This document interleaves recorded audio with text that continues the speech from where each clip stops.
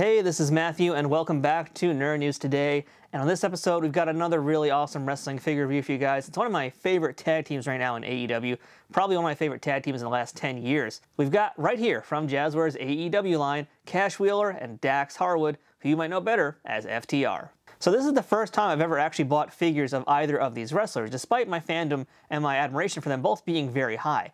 And the reason being was that I think the only elite version that WWE did when they were under contract to them was a version of them in NXT, which had the NXT tag titles, and they just weren't that interesting to me. I think they also had like a 2-pack with basic figures, and I don't really collect basics, so basically I had no reason to get either of these toys. Lo and behold, FTR joins up with AEW, and they got rushed ahead, I think, to get an action figure here, and here they are as part of Series 7, which I'll talk about a little bit more in depth in a few moments. But yeah, here they are as part of AEW Series 7. They are together, which is great. They have their entrance jackets. They have championship belts. My hopes are very high for them, or at least they were when I pre-ordered them.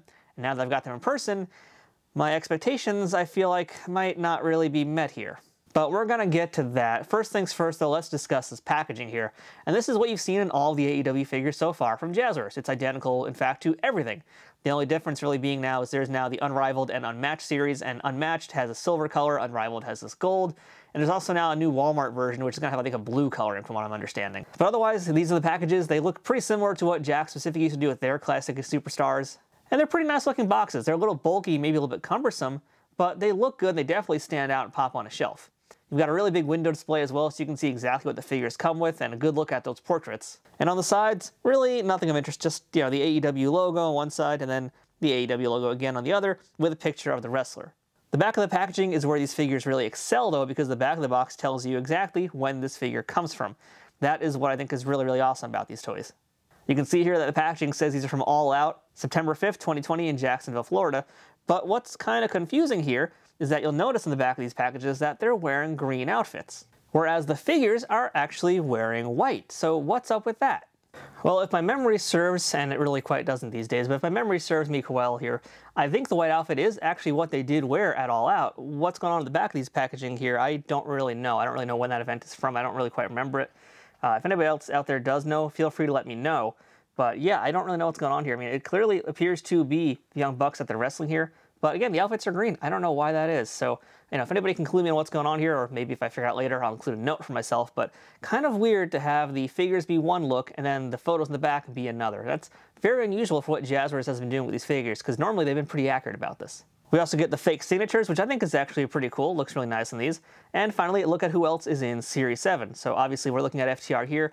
This line also has the first-time edition of Lance Archer and Nyla Rose, and the third version of the Young Bucks. We'll get to all of that in a little bit later here, and I'll explain to you guys why I'm not going to be reviewing any other figures from this wave. But that's it for the packaging. Let's go ahead and get these guys out of the box, into the ring, and take a closer look at them. All right, and here is our Wheeler and our Dax Harwood now out of the packaging. Let's get a better look at them, and yeah, out of the box. Gotta tell you, I'm not liking these that much more already.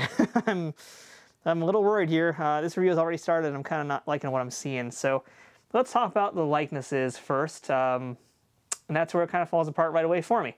So you guys can see the head sculpts right here. I mean, they're decent, but something is off about them, and I think part of it is the paint job, part of it could be the sculpting too, to be honest.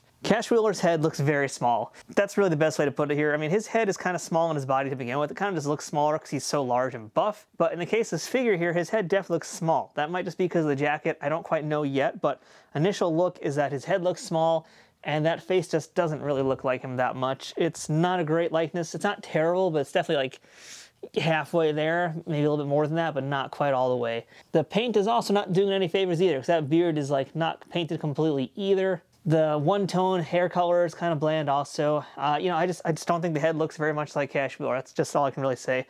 Not quite sure what it is. I can't put my finger on it. It's like it's almost there, but it's not there. Now Dax, however, his is much worse. And I think the biggest problem here is that paint job. I mean, his head looks definitely more accurate and more proportionate to how it's supposed to be. But that paint job, man, he just does not look right. He does not look like Dax Harwood.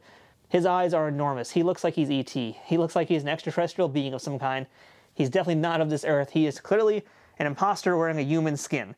And I don't like that. It doesn't look like him. So basically, to me, neither of these head sculpts look that good.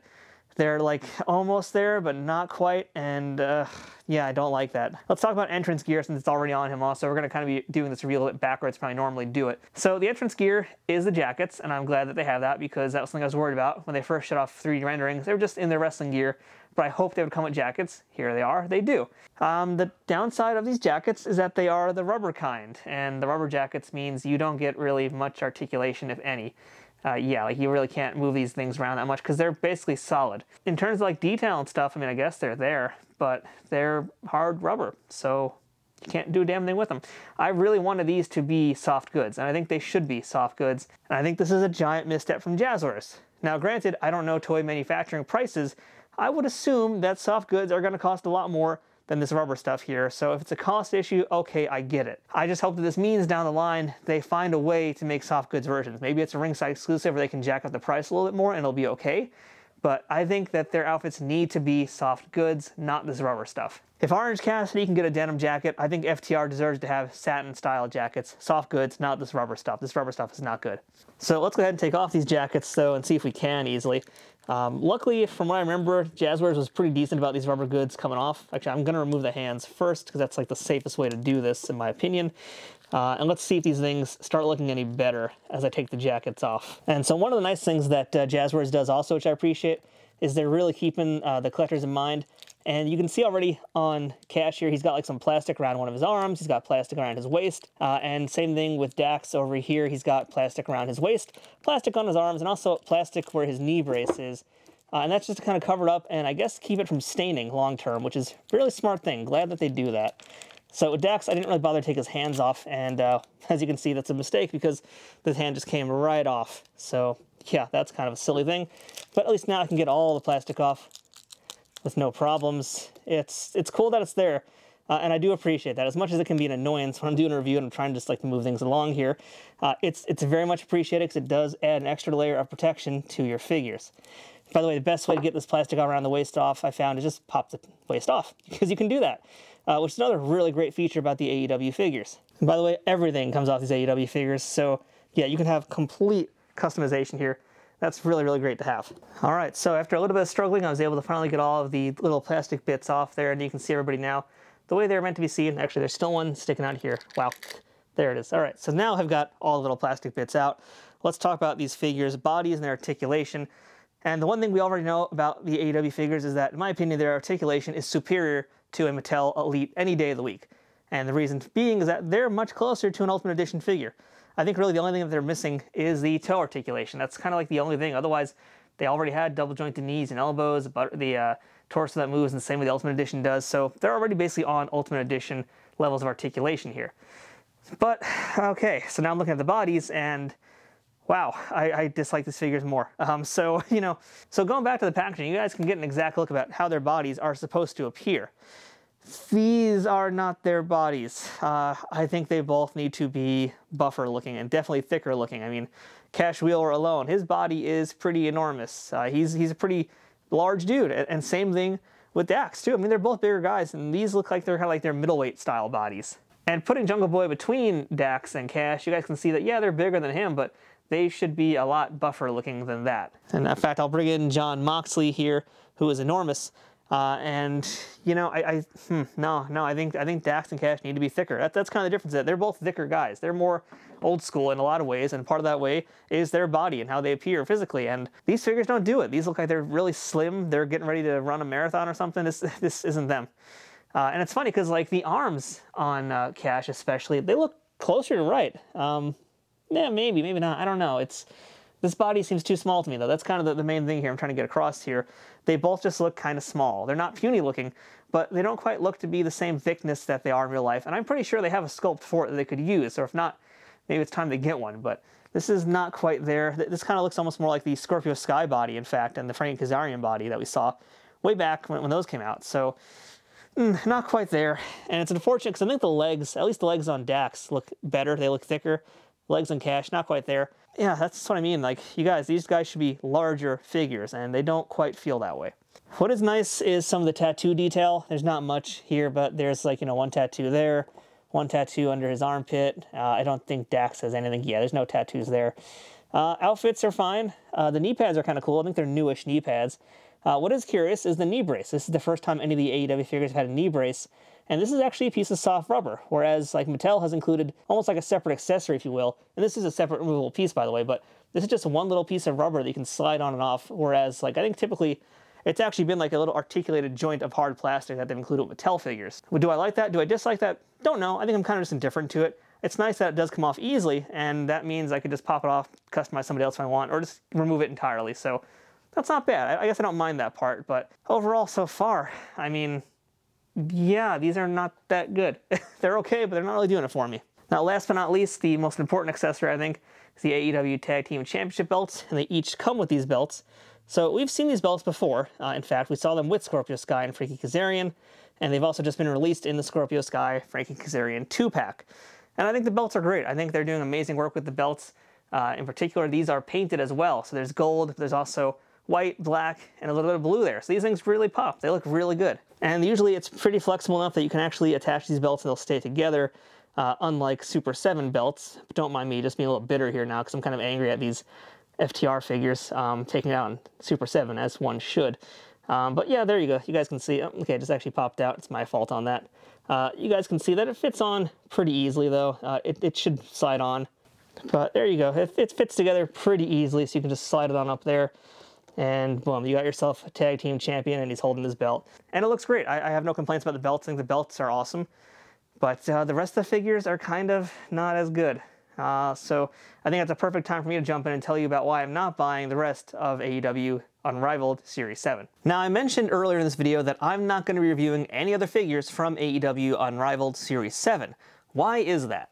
Well, to be quite honest, FTR kind of disappointed me from the outset when I first saw them. The only other figures I ordered from that wave were Nyla Rose and Lance Archer, which you see right here in the ring. This is the third version of the Young Bucks, and I haven't really liked any of the ones I got. If you guys watched my review of AEW Unrivaled Series 3, I talked about them. They were okay, they were fine, but they didn't really do much for me. Truth be told, I actually ordered the original ones too. I ended up getting the very first wave Young Bucks, and I got them from Ringside Collectibles, damaged, which was whatever, I didn't care, I just wanted to take them out of the box anyway. The packaging was damaged, the figures were fine.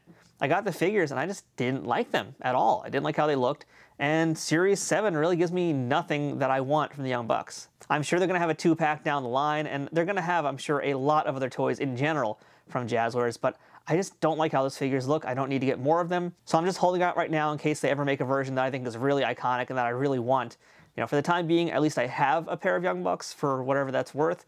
But yeah, Series 7, not enough of a difference for me to really want to get them. Now, as for Nyla Rose and Lance Archer, I'm really disappointed by these two figures, to be completely honest. I'm not taking them out of the box, most likely. I might take Lance out, we'll see.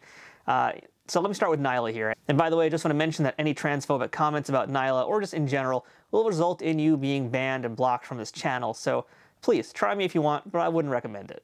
So the thing about Nyla is when I first saw 3D renderings of it, I really wasn't impressed either. I didn't think they did a great job capturing her. But again, that's just digital. It's not necessarily how it's going to look in the final 3-dimensional product. So I went ahead, ordered my Nyla here, and I will say that she looks much better in person, actually. I think the face was the biggest thing I had an issue with, because it's a pretty expressive face. I didn't quite know if they captured it in the 3D rendering. I still don't know really if it's a perfect Nyla face, but it looks a lot better in person. The issue for me really is just like the packaging right here.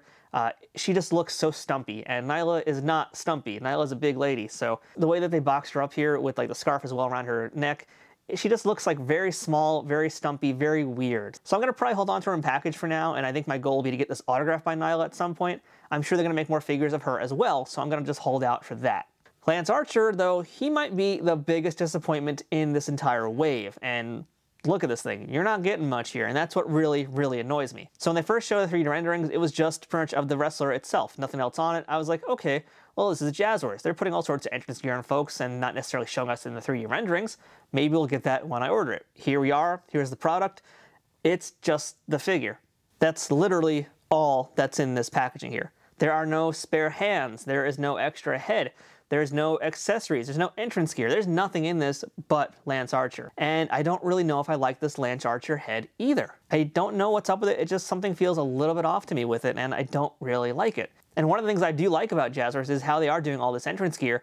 Lance Archer normally has a vest on, so why not include the vest? Why not give us something besides the figure? I just don't like that about this. And so again, for this reason, I might just keep this one in box and hope to get it autographed one day by Lance Archer, since this is his first figure. And I'm sure they're going to make more of him too. Hopefully they'll do a 2-pack down the line with Jake the Snake. And that's probably what I'll end up getting and be part of my loose collection. But like this one here, instant pass. If you're looking to buy this wave, really I'd say instant pass on most of these besides FTR. And as you already know, FTR is far from perfect. So in my mind, AEW Unrivaled Series 7 is the weakest lineup and the weakest series of figures that they've had so far. And that really has me concerned because it reminds me of the days when Jakks Pacific was kind of winding down their time with the WWE license and the figures started to get really lazy. We're not that far into these figures being out and how long that AEW has been doing stuff with Jazwares. And I know they're not going to be lazy. I know they're going to do some great work. But like things like this are really disappointing. And there's just some other stuff they got to work on, which would be like head sculpts, some of the paint stuff. You know, things that they shouldn't be having problems with at this point. It's a company that's pretty seasoned and they've been around the block for a while. So I hope that they keep improving and maybe 2022 we get some better versions of all of these characters. But let's go ahead and finish up our review of FTR right now. So before we wrap this video up here, I want to do a few more figure comparisons, but you kind of already saw them because I showed off already, you know, how they looked compared to some other dudes here. So again, let's just put up next to some other AEW guys. There's Jon Moxley. Let's put him up against a Dustin Rhodes as well. And Dustin is definitely a larger figure. I don't think that they should be as big as Dustin because he's large, but he also might even be too big, to be quite honest. But that's how these guys hold up here. Let's bring in some tag teams maybe. So, you know, we already showed you guys earlier Jungle Boy. And let's bring in his partner, Luchasaurus, who I have called one of my favorite AEW figures so far they've made to date. And I think he still holds that record. He's probably my #1 favorite AEW figure they make. He just looks so cool, and he's so different compared to everybody else. And last but not least, let's bring in those Young Bucks that I mentioned earlier, as much as I don't want to. Let's bring in the Young Bucks and do a little comparison there.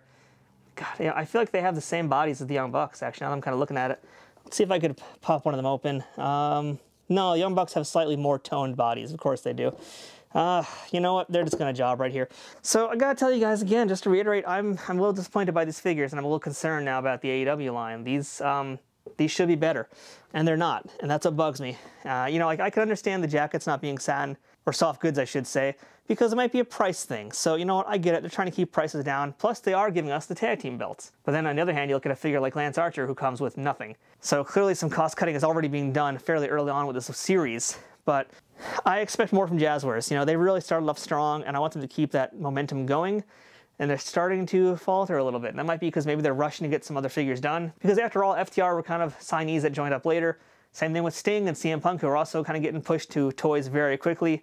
So maybe they're not putting as much time in as they should, but, you know, that gives me enough reason to tell you guys, if you don't have these tag belts, then you can get these figures to get the belts, but otherwise, maybe wait a while, because I'm pretty sure they're going to probably get a 2-pack down the line. Maybe they'll give them soft goods by then, or maybe they'll just repaint the same hideous rubber jackets and just do the exact same thing. I don't quite know what's going to happen, but, you know, as much as I hate to say it, I'd probably say get these guys on discount. Don't buy them right now when they're still pretty expensive and full price. If you can find them somewhere a little bit cheaper, get them. Otherwise, maybe wait till 2-pack. So that's our look at AEW Unrivaled Series 7 FTR figures. I hope you enjoyed this review, and if you did, please consider subscribing to the channel, and don't forget to like this video and leave a comment. Let me know what you guys think about these figures too. So until next time, I'm Matthew. This has been Nerd News Today. We will see you later.